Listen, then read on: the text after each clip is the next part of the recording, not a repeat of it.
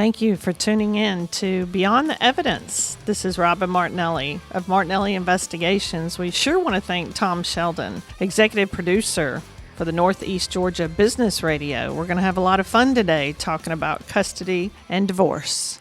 So sit back, hold on, and let's roll. So today, please understand this is only for educational purposes, and I'm not giving legal advice.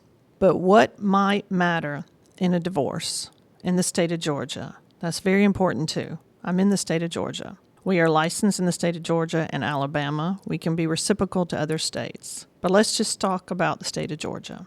So it does matter the conduct of the marriage, what you're doing during the marriage and what you're doing with the children. But there's 4 big points that really matter. I've sat in courtrooms for hours and hours on end, just wondering and sweltering in the August heat in Augusta or freezing cold in North Georgia and Rome. And the judges will sit up there, and there's 4 things that I have observed that are really important to them. 1 being education of the children, 2nd being religion of the children, 3rd being extracurricular activities, and 4th being medical. So let's break those down.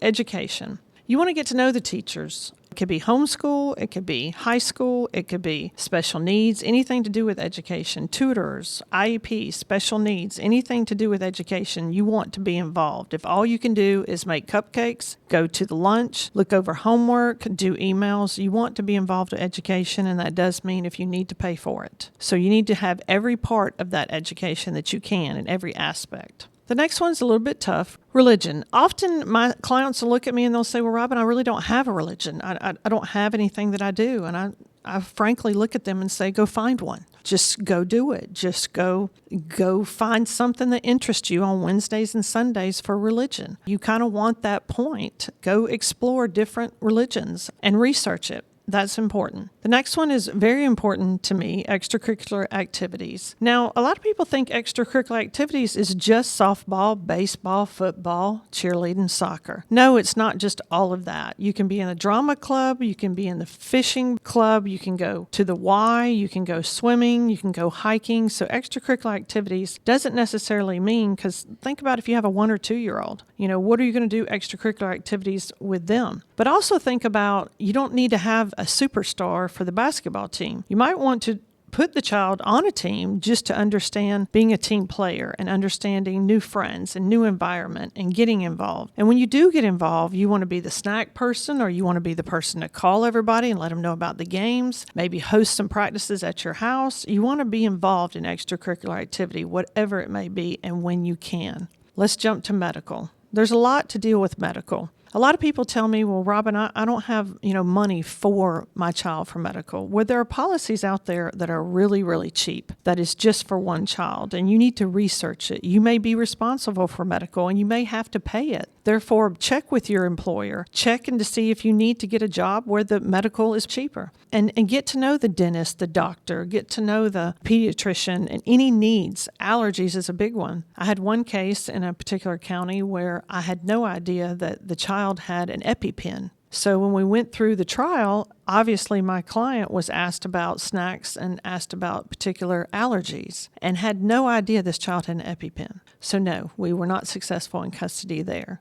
And then lastly, talking about co-parenting. I have won a lot of cases on just co-parenting. And when I mean co-parenting, I'm talking about trying to do everything you can to get along with the other party. Now, I'm not talking about just bend over backwards and just be part of that extended family. I'm talking about emails. I'm talking about trying to work things out, work holidays out, I'm extra 15 minutes late this time. Or, do you need some extra groceries? Or do you need the children possibly on their birthday? But please check the orders with everything you're going by. Some judges do get upset if you don't follow the orders, and some judges are like, y'all work this out. So a lot of times there will be mediators that go through custody battles, and each county is different and each jurisdiction is different in the state of Georgia. You're not going to have something the same in Fulton County as you do in Gwinnett County. We have 159 counties in the state of Georgia, and every jurisdiction is different when it comes to custody, guardian ad litems, courses you have to take. You do have to take a parenting course. Every person does if they have custody and they're going through a custody battle with children.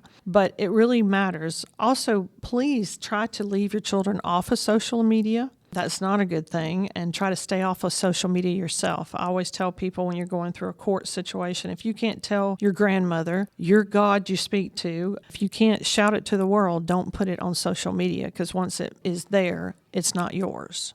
When you go through custody battles, make sure that you interview 2 or 3 attorneys that you are pretty much can care for or that you get along with, because it's almost like they're writing a Bible for you, because you're going to have to follow those instructions with that attorney all the way from maybe kindergarten up to and past through to high school. But it's a process. I always tell my clients, when you go through a divorce, it's going to get worse before it gets better. It always gets worse before it gets better. But if you keep telling yourself it's a process and going through it, it helps. Just like when you're on an airplane and you're flying and the stewardess tells you that the oxygen mask is going to come down for you to breathe first and take care of yourself so you can take care of your family. Therefore, you do need to take care of yourself and help yourself. If you don't come running home and your spouse puts you on a pedestal, and even if you don't need to be there and doesn't knock you off, maybe it's some time to look into different avenues. And a lot of times my clients will tell me, well, how do you get through the dark nights of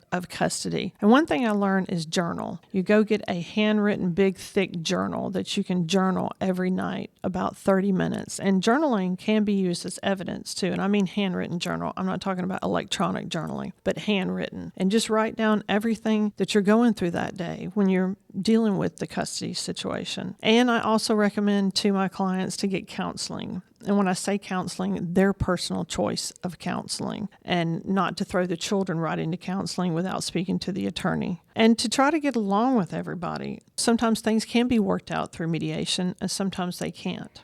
But in dealing with custody and dealing with children, you always have to deal with the aftermath too, because they are going to be adults. I always tell people, when you're dealing with cheating spouses and you're dealing with time management, sometimes custody is taken away from a parent that doesn't have time for the children. I'll give you an example. You've got a person that has 3 jobs, and they get on the bus, the child gets on the bus, and the child gets off the bus, and they never see the children, or a grandparent sees the child. So I film the part where they don't have the children at all. So therefore, the first right of refusal sometimes would be the other parent taking in that child and being like, okay, I have time for the child. So sometimes if you don't have time, and I mean physical time with the child, not just the child's at school and the child is at extracurricular activities or the child's away on vacation. So physical time for the child. So let's get into trash. Trash is a big one.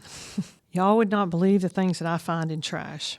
You always have to think to yourself when you're going through a custody battle that you have to play offense and defense. I do have to say, go Bills. My husband is a Bills fan. So anyway, he's from Buffalo. I'm a Falcons fan. So all of that being said, when you deal with trash, you have to understand that when you put trash in your trash can and it goes out to the road, it is fair game for anybody. So I know a lot of times people, even in their businesses, they will take a full envelope that they have used during their Quicken and not even open it and put it in the trash. Well, that has all of your banking information, all of your everything in your bank account. People have put drug paraphernalia. I've literally gotten trash and drugs have been in there, and I've had to call the police, and the police are like, yep, Robin, that's drugs.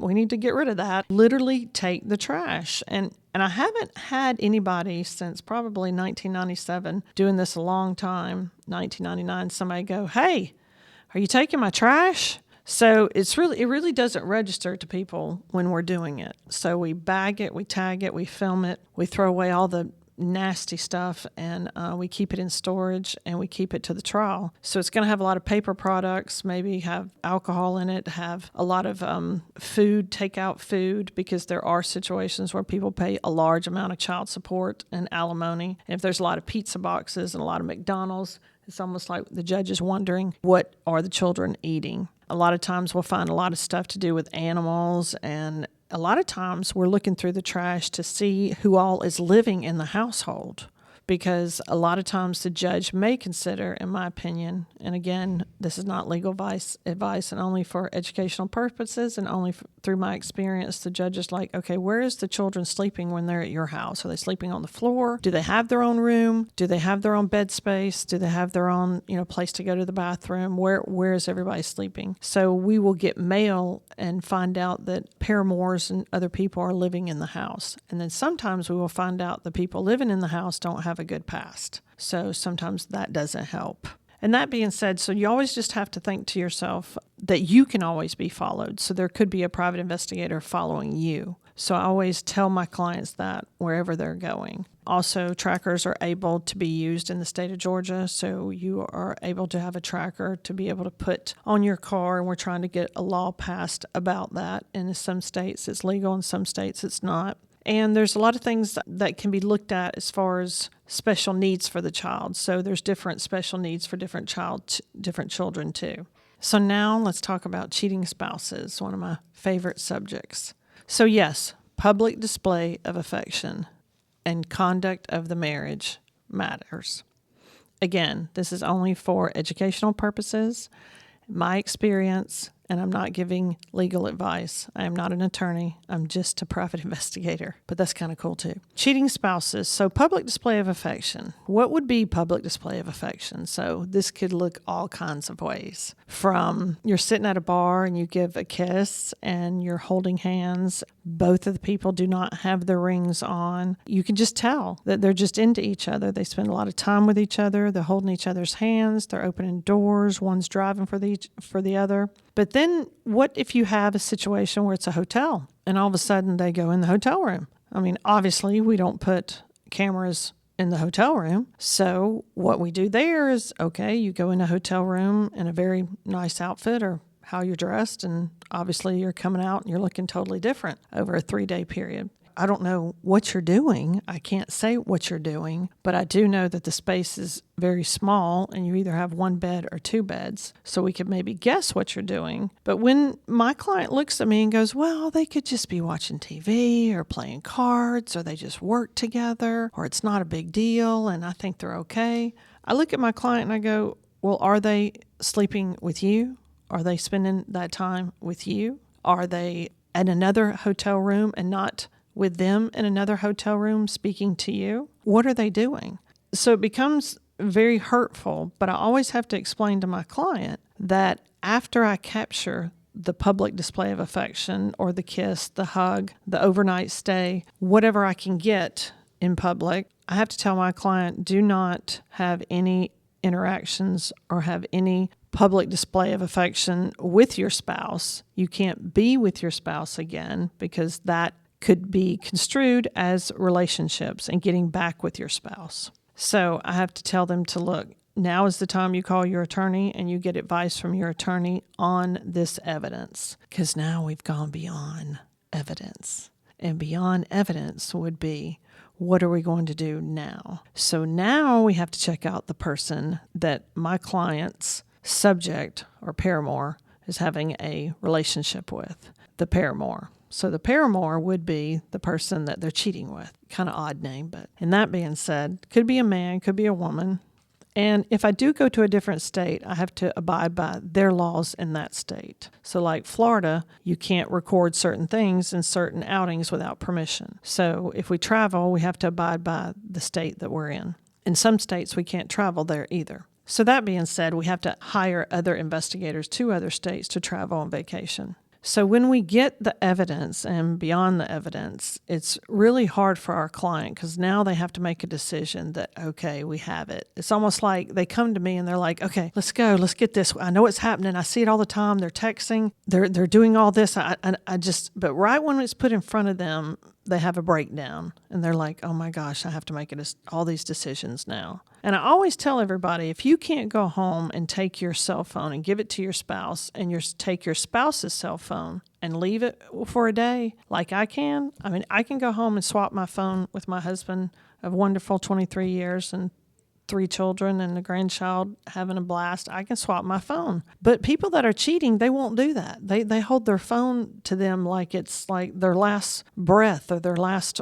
water, or cheating spouses characteristics will change their music. All of a sudden you knew that they liked rock and roll and 80s music, and they're turning on symphony, and it's like, excuse me? When did you start liking country or symphony music? All of a sudden they'll start tanning or losing weight or going to get braces, or we're going to go get a massage, and just paying more attention to themselves. Their routine will start changing. Hours will start being longer. A golf game might be a little bit longer. The routine is just not normal anymore. And even activities that you have with them and intimacy is going to be totally different too. It's almost like, okay, what? You want to do what and why? Like, when did we start doing that? It's a gut feeling inside you that you know with a man and a woman that says, you know what? Something's really, really off, and I don't really know what it is, but I'm just going to check somebody out. I'm going to find out. And we do have programs that we can check tag readers, not running their tag, but tag readers where like repo cars and seeing where the tags have been. So we have a lot of programs we can run before we get started, and that helps out a lot. And all I can say is that truth matters and the evidence matters, and beyond the evidence always matters. All of that being said, I really, really appreciate everybody joining in. It's pretty exciting to have my first show. We really care about our custody cases, our cheating spouses, and we do extraordinary cases too, and a little bit of criminal. And we will be having guest attorneys and hopefully judges and different people in the arena of investigations to come on and see how we all get along. Please contact us by our website, martinelliinvestigations.com. Martinelli ends in an I. Investigation starts with an I, so that's 2 I's with an S on the end. Our email is MII, and then Georgia spelled out, GeorgiaPI @gmail.com. And please call us anytime at 770-337-3999, 770-337-3999 for a free consultation. Thanks so much and have a great peachy day.